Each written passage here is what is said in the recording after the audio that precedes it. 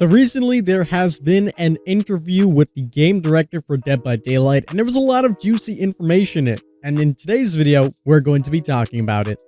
Kings and queens, welcome back to the channel. And in today's video, we're going to be talking about an interview that took place on the Squad channel, where the host Victoria interviewed Dave Richard, who is the game director for Dead by Daylight. I'm sure you guys are familiar with him, and there was a lot of cool questions that were answered and a lot of information that was given to us. So in today's video, we're going to recap all of this. Now, down in the description, I will link the actual interview in case you guys want to watch the entire thing. It's worth the watch, so please go and show it some love. Thank you to DBD Leaks for actually popularizing this and giving some important sections which we're going to talk about in today's video. Don't forget, we're also live on Twitch right now giving away some more DLC codes for Pinhead and Stranger Things. If you want to join in on that, the link will be down below. With that being said, let's talk about this and recap everything. So there's quite a few questions that were given, and a lot of them possess a lot of good information for us. And we're basically going to talk about the summarized version that DBD Leaks have posted. Again, shout out to them. So the question that was asked was, a rework to keys that connects them to Mori's was mentioned on the anniversary livestream. What are the challenges with balancing this key item? Will we see changes soon, or is it still far off? This is a great question because we really didn't get more information about when keys are going to be changed. They obviously made a slight change to it and just kind of left it for a very long time. Mori's obviously got a bigger change way before. There's a lot of debates on the power of keys and Mori's, and you guys know where I stand. Keys and Mori's are definitely two of the strongest things in the games on both sides, but Mori's definitely are stronger than keys. And I'm a killer man. Don't start coming for me in the comments just because Mori's can get you out at any point in the game, and keys are very situational towards the end of the games. But in the right hands, if you're playing with a Swift or you're playing with a coordinated team, it still can ruin an entire game, and your game can go down the drain if you have great regens or something like that with a key. We're not going to get into that debate. Let's take a look at the answer. And he basically said, I can't talk about when the change is going to happen. We are still in prototyping and discovery phases right now. It's quite challenging to find the right recipe to make Mori's and keys part of the natural flow of a match. We want to make sure the Mori and the key are not so much of a surprise, but it's more of something a player or players work towards. And it is understood in a normal match that it's sort of an event that can happen, so the victory is not stolen from you. Now, this is a great way of putting it, because whenever keys and Mori's are used in a game, it does feel like the victory is being stolen away from you. If you're playing as a survivor and you're on your last hook and you get Mori'd, it doesn't really feel too good. If you're playing as a killer and somebody decides to use a key when you have a great regen or something's going on, they just jump out, your entire game is down the drain. It really does suck. So this is a fantastic way of putting it, but sadly not much information that we did receive from this, except for the fact that they want to make this feel more natural during a match. Now, we always spoke about this idea because I remember on a dev stream, I don't know exactly which one, someone can point it out in the comments down below. They mentioned that at some point during EGC, or when the exit gates were open, they wanted to give the killers the ability to Mori survivors once that end game phase basically happened. And obviously that idea may have been scrapped for whatever reason, for balancing, for just the fundamentals of it, but that's always a way that they could make this more natural in a match. Think about Pyramid Head. When you're on your final hook and he can Mori you, this is something that's also a little bit more natural. You kind of expect it. Like if you're on Death Hook and Pyramid Head Mori's you, at first people were like, oh my god, that's crazy. But then people came around to the idea that, yeah, I would be dead anyways.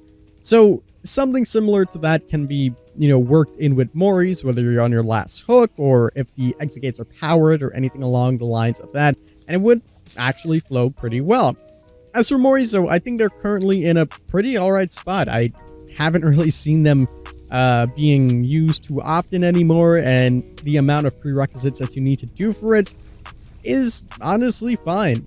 As for keys, on the other hand, I think keys needs to be something that they look into next, considering Mori's already got their fair share of changes, and keys, to make it more natural, I can understand why it's more difficult, considering that you can't really make an item feel more natural into a game unless it's combined with the killer's powers, such as a syringe. So we'll have to eventually wait and see what they decide to do. Let's not ramble on about this anymore, because we would get a lot ranty and talk about a bunch of changes. But keeping on that topic of keys and Mori's, the next question was, with Mori's being changed as well, Did you want to change them so they would not be surprising to encounter, or were Moris simply under or overperforming and they needed a change? And they said the latest tweak to the Mori system did not make them more powerful or that annoying in our opinion. We have also seen through surveys that players think so as well.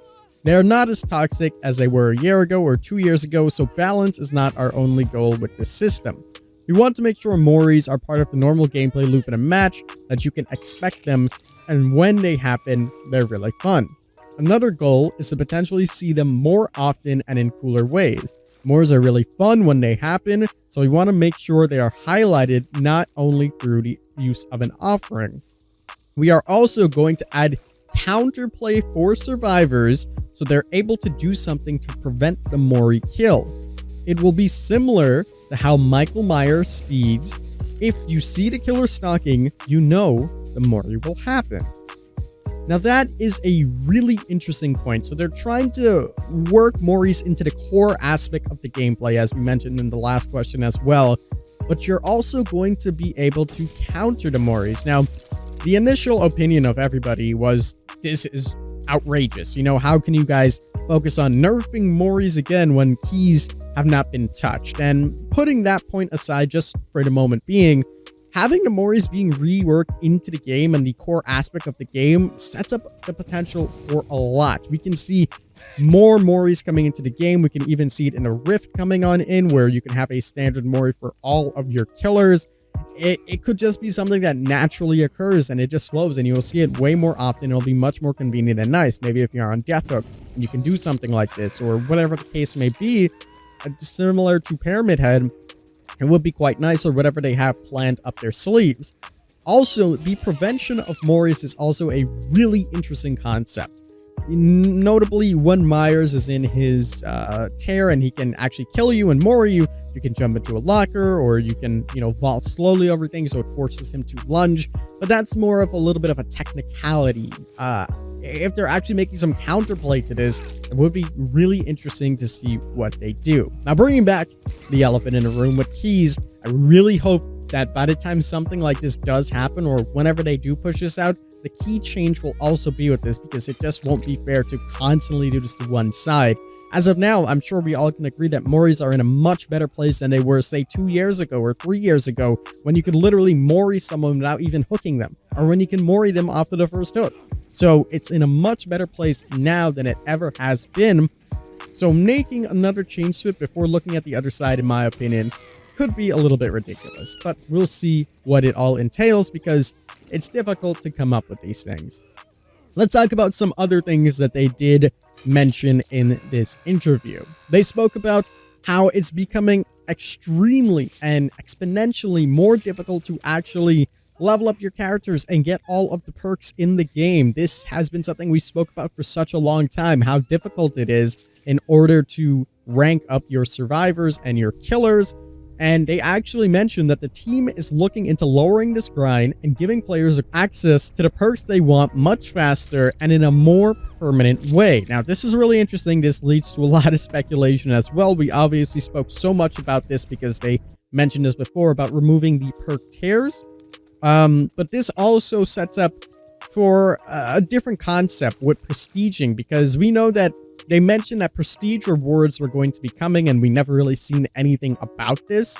And we also know that if they want to give you something more in a permanent way, maybe when you prestige your character, you'll have access to a brand new asset of perks. Maybe they're going to change the probability of some of the perks that appear based on your prestige. So some of the higher end perks might be on the further prestiges, so you actually have to play a little bit more to actually get them. And some of the lower graded perks might be on the regular prestiges.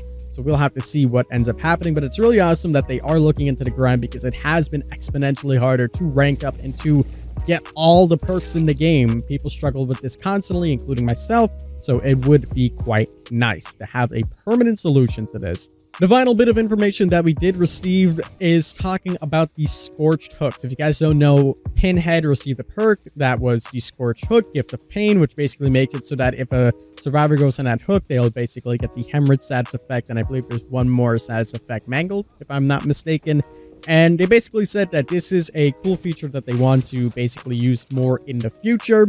And similar to how Hex perks were introduced into the game, they want to introduce more Scourge types hooks in the game, which sets up a lot of potential for, you know, a lot of things. And now you can maybe put survivors on any hooks and they get blindness or something like that. Or if you put them in the basement, very similar to how we have the Monster Shrine, or this would just work for any hooks, they would bleed out a little bit faster. These are really interesting things that they could look into.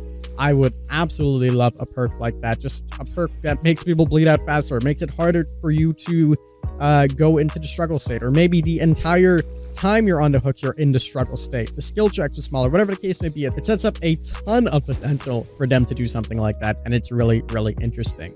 But that, my friend, is all of the main points of this interview. There's still a lot of juicy things in it. So again, please go ahead and check it out. Give it a watch. It's really, really good. And make sure you guys do. And shout out again to LeaksDBD for providing this summarized version of the interview. We are going to be live on Twitch. I'm a little bit tired, so I don't know how long we're going to stream today, but we've been getting back into the rhythm of streaming, as you guys can tell. So make sure you guys do come on out. The link will be down below in the description. But that's going to do it for me. I hope you guys did enjoy. As always, I'm the King. I did my grand to you guys, and we'll see you in the vlog.